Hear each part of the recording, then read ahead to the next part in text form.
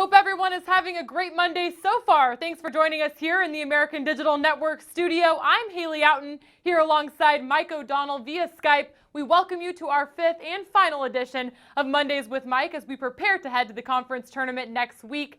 Well, Mike, I think an easy place to start is with a game you were in attendance at in Orlando this past weekend. Huge win for your alma mater over 15th ranked Cincinnati. First win ever against the Bearcats. What did you witness firsthand on Sunday afternoon?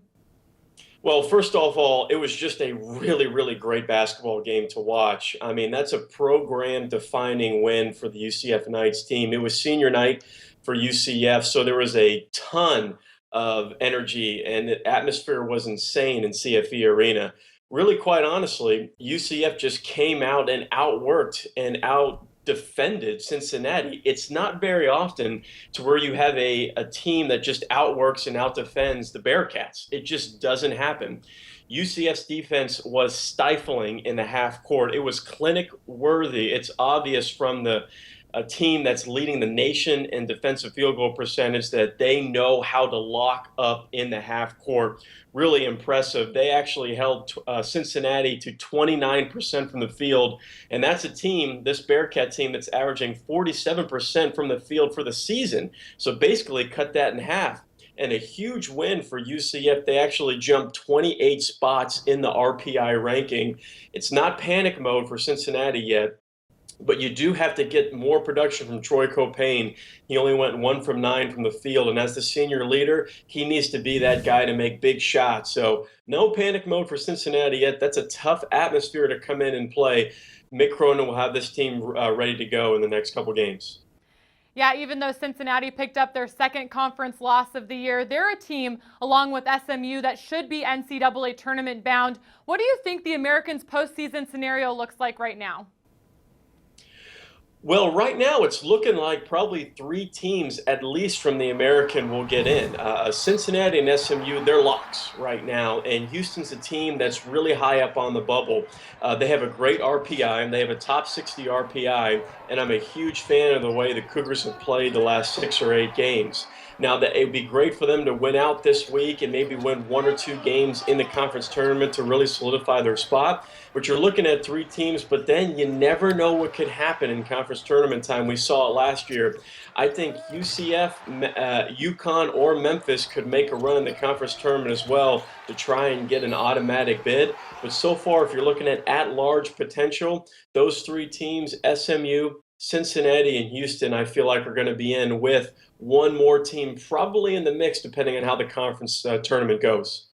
Mike, you just touched on it, but one thing that's been really exciting about the American this year is that you almost feel like any team can win on any given night, which means that the talent and level of play in this league has only risen. A large part of that is due to some of the great coaches leading these programs. Who in your mind are a couple of candidates for Coach of the Year? Yeah, for me, really, it's 2 coaches this year. It's number 1, first is Tim Jankovich at SMU. The job he's done has been absolutely tremendous. I can't state it enough. He just has this SMU team playing incredible basketball, especially in the second half of the season. Next to Villanova, they are probably the most fundamentally sound team in the country. I love the way that all 5 players are engaged in their half-court offense. They're incredibly unselfish. They don't turn the ball over. All 5 players can shoot, and you have a potential Player of the Year conference player in Shemi Ojale on your team, which doesn't hurt. I'm a huge fan of this SMU team, and it's one of those teams that when you fill out your bracket, depending on the seeding and depending on the matchups, this is a Sweet 16 team waiting to happen. And I really love Johnny Dawkins at UCF. The first-year coach down in Orlando, Florida, has done a tremendous job coaching this Knights team. Only 6 scholarship players. It's hard to really fathom how good of a job he's done with only 6 scholarship players. It just doesn't happen. But he's done it with toughness and grit. He has created a culture of defensive strategy that the Knights have truly embodied. He's turned Taco Fall into one of the best big men in the country and Matt Williams into one of the best shooters in the nation. The simplicity of his offense has been consistent throughout the course of the year, and it's really kind of helped the players key in and sit in the conference sitting in fourth place. They're 10-7. Nobody thought that this UCF team would get anywhere close to double-digit wins in the conference. And with that big win over Cincinnati, their RPI is now 76. So being in the top 80 in the RPI is an incredible job by Coach Dawkins and company down in UCF land. Yeah, and these coaches have a chance to coach some really talented players. We've seen some great individual performances that we've watched throughout the season. Who are your Player of the Year candidates? Well, it's three right now, and I really like Dedrick Lawson at Memphis. I kind of wish Memphis would have won a couple more games. I think he would really be a lock for the Player of the Year because of his stats. If you look at him statistically, he's fourth best in the conference in scoring at 18 points a game. He leads the conference in rebounds at 9 a game. He's top 10 in steals per game, fourth best shot blocker in the conference, and he's the top conference defensive rebounder. He just is a stat stuffer. Dedrick Lawson is going to be an NBA draft pick, no question. The other player I really like, too, is Rob Gray Jr. from Houston. He's leading the conference in scoring, just over 20 points a game. And he doesn't do it in just one way. He's a capable three-point shooter. He can get the rim in the hurry. He's great in transition. He has an incredible mid-range game. He is really, really tough to guard. I love his ability to score no matter who he's matched up against. And the third player is Semi Ojeleye for SMU, the best player on the best team in the conference. He is a tremendous athlete, an inside-out threat every time he steps onto the court. I love his ability to get to the free throw line, getting about 18 points a game. He shoots 45% from the field goal, and he's also a top 10 three-point shooter. So hard to guard. He looks like a linebacker. If you're not physically up to the challenge, Semi Ojeleye is going to take you to the town. All right, Mike, and we'll see those guys get to work this week. But entering the final week of regular season play, which games are the most important heading into the conference tournament?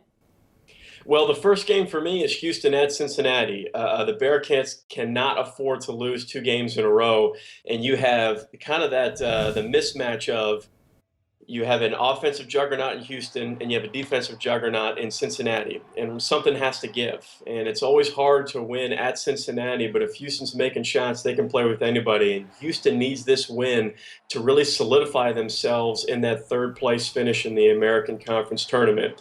Also, the Memphis at SMU game. This is a trap game for SMU. You just can't show up and beat Memphis. They have some incredible individual talent, and if they ever get it to actually gel, especially coming into the conference tournament, they are an extremely dangerous team. And Memphis is fighting for that 5th and 4th place finish. If they win a couple games here, it's possible for them to get that first round bye.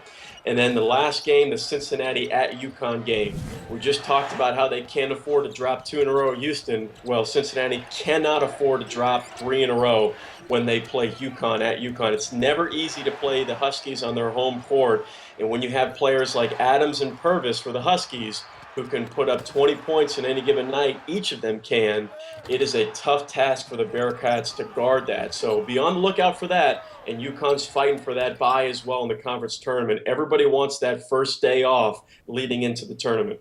Yeah, that first day off can be crucial when it comes to longevity in the conference tournament and then even further into the postseason. But Mike, one last thing, drum roll, make it a good one. Your glue guy of the week for the final time this season. I have a feeling I know where it's coming from. Yeah, that's right. It's A.J. Davis at UCF. He was tremendous the last 2 games. Doesn't get a lot of publicity. When you talk about B.J. Taylor, who's a great scorer, you have Matt Williams, who's one of the best three-point shooters in the conference, and you have Taco Fall, one of the best big men in the conference and the country. But A.J. Davis was tremendous the last 2 games. He's one of the most versatile players in the American, gets severely overlooked. He averaged about 8 points and 7 rebounds in these last 2 games. Again, 37 minutes a game. He had 10 points, 9 boards in the big win at Temple, and 7 points, 6 rebounds, 3 assists in the upset win over Cincinnati. A.J. Davis is Mike's glue guy of the week. I like it. Well, Mike, thanks for hopping on Skype with us here in the studio during the regular season. We'll see you in Hartford next week. All righty, sounds good. Thanks. Mike and I will be at the Excel Center covering the men's basketball championship, so be sure to check back for coverage and analysis each day. Thanks for tuning in, and best of luck to all 11 teams in the last week of the regular season.